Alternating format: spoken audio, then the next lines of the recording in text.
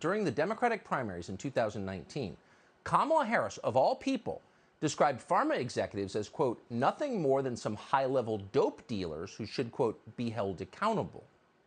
Then a few months later, she went further than that. Harris suggested the drug companies were so evil they might produce a COVID vaccine that wound up hurting people. Quote, if Donald Trump tells us we should take it, I'm not taking it, Harris said. And then other Democrats, including Andrew Cuomo, then the governor of New York, said the very same thing. But here's the amazing part. The second Joe Biden took office, talk like that stopped immediately. Never has a tune changed faster. Kamala Harris, who just months before had called drug companies dope dealers, suddenly sounded like the chief marketing officer at Pfizer. At one point, Harris announced that volunteers would go, quote, door to door to promote Pfizer's products. Never in our history have federal officials touted a publicly held company more aggressively than the Biden administration touted Pfizer. And as a result, Pfizer's stock price exploded. Its executives made billions. Gone was any suggestion that the drug companies might be capable of doing anything wrong ever. Instead, the media and the Biden administration lauded pharma executives as moral heroes. And some of their products are life-saving, that is true. But the bigger truth we are now learning is more complicated than that. In just the past few weeks, serious, very serious questions have emerged about some of the most widely prescribed drugs in America, very much including the COVID vaccines. But we want to begin tonight with what in any normal period would be front-page news around the world. It turns out the entire premise behind the most commonly prescribed antidepressant drugs appears to be completely wrong. These drugs are known as SSRIs. They're ubiquitous. Between 1991 and 2018, total SSRI prescriptions in the U.S. rose by more than 3,000%. The number of prescriptions for the most common SSRIs hit 224 million last year. 224 million prescriptions in a country of 330 million people. In other words, you know dozens of people who are taking SSRIs. You may be taking them right now. And yet for decades, there have been strong indications that there is a problem with these drugs. And the most obvious is this. Antidepressants are supposed to cure depression. That's why they're prescribed. And yet over the same period that SSRI prescriptions have risen 3,000%, the suicide rate, maybe the most reliable indicator of all of depression, has not fallen in the United States. In fact, the suicide rate has jumped by 35%. That's a huge increase. That's a lot of dead people. Now, drug makers admit that their products may be part of the reason for the increase in suicide. The makers of Prozac, for example, concede that young people who take that drug have an increased risk of suicide compared to those who took a placebo. Think about that for a second. A drug that's supposed to make you less sad may make it more likely that you will kill yourself. How is that allowed? Well, it's been allowed because virtually no one has said a word about it. One person who did say something about it a long time ago was the actor Tom Cruise. All the way back in 2005, he had a very famous appearance on the Today Show. You may remember it. Here it is.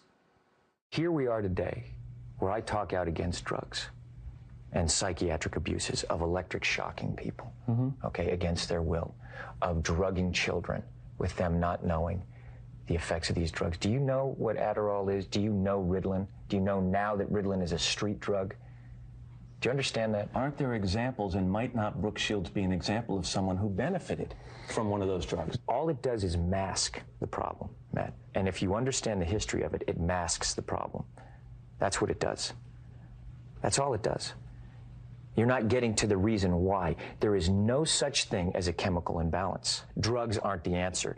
That these drugs are very dangerous. They're mind-altering, antipsychotic drugs.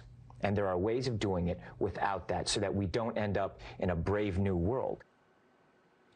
So Cruz said a few things. One, maybe you shouldn't trust the pharma companies and just hand your children whatever they're producing and hope for the best.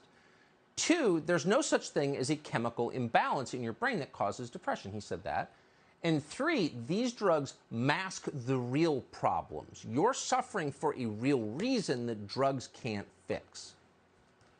Provocative statements. How did the country respond to this? Well, everyone in the media agreed. Tom Cruise is crazy. He's in a cult. Shut up. A lot of people thought that. We may even have thought that. But then more information kept coming out that made Tom Cruise look a little less crazy. In 2015, researchers from the scientific journal BMJ found that, quote, some birth defects occur 2 to 3.5 times more frequently, a lot more frequently, among the infants of women treated with SSRIs early in pregnancy. Wow, that's a huge problem. Ignored. In the same journal in 2020, researchers found that, quote, post-SSRI sexual dysfunction is underrecognized and can be debilitating both psychologically and physically. Well, that's kind of a problem, too. If it steals your sex drive, maybe it's stealing your soul? No, ignore it. Only cult members care. Then last year, researchers in Sweden found that, quote, there may be an increased hazard of violent crime during SSRI medication in a small group of patients. It may exist across age groups and throughout treatment periods, and it possibly persists for up to 12 weeks after treatment discontinuation. So even after you stop taking the drugs, you may be impotent, infertile, violent. But at least the drugs cure the chemical imbalance in your brain that causes your depression. That was the selling point. What a great piece of marketing that was. You've got a chemical imbalance in your brain. You need these drugs. And so hundreds of millions of prescriptions every year for these drugs. Well, in what seemed like news to us, last week we learned that actually SSRIs don't cure a chemical imbalance in your brain. So the acronym SSRI stands for Selective Serotonin Reuptake Inhibitor.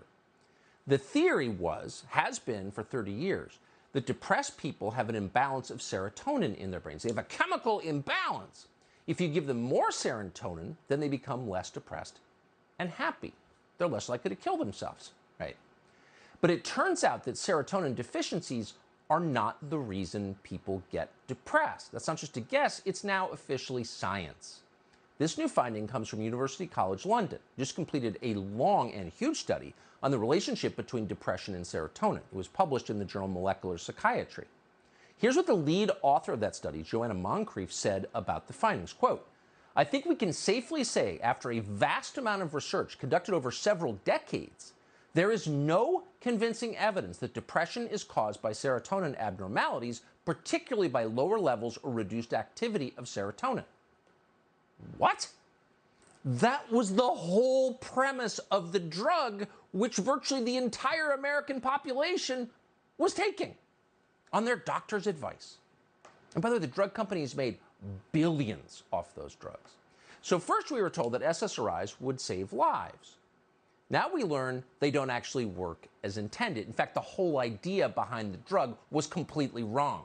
And yet, and here's the best part, people are ignoring this news and the drugs are still being prescribed. How can that happen in a country based on science? Well, as it turns out, and this is the real point, that happens all the time.